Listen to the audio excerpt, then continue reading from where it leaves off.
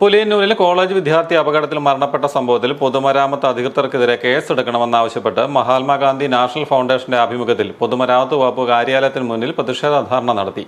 Foundation chairman ABJ Jose ഉദ്ഘാടനം ചെയ്തു. അനാസ്ഥ മൂലം ഇന്ന് ഇവിടെ ഒരു യുവാവ് മരണമടഞ്ഞിരിക്കുകയാണ്. ഈ 1, 1.5, 2 ലക്ഷവും ഒക്കെ സാലറി മേടിക്കുന്ന ഉദ്യോഗസ്ഥരായിട്ട് ഇവിടെ ഈ ഓഫീസിൽ ഇങ്ങനെ ചമ്രം പടിഞ്ഞിരിക്കുന്നത്.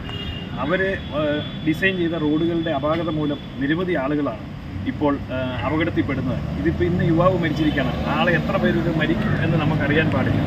ഈ സാഹചര്യത്തിൽ ഈ ഉദ്യോഗസ്ഥർക്കെതിരെ നരഹത്യക്ക് കേസെടുക്കണമെന്നാണ് മഹാത്മാഗാന്ധി നാഷണൽ ഫൗണ്ടേഷൻ ആവശ്യപ്പെടുന്നത്. ഇത്തരം ഉദ്യോഗസ്ഥർക്കെതിരെ നടപടിയെടുത്താൽ മാത്രമേ വരും കാലങ്ങളിൽ അപകടങ്ങൾ ഉൾപ്പെടെയുള്ളവ ഒഴിവാകുകയുള്ളൂ. ഈ കാര്യത്തിൽ നമ്മുടെ പൊതുമരാമത്ത് വകുപ്പും മുഖ്യമന്ത്രി അടക്കമുള്ള ആളുകളും ശ്രദ്ധിക്കണം എന്ന് ഞങ്ങൾ ആവശ്യപ്പെടുകയാണ്.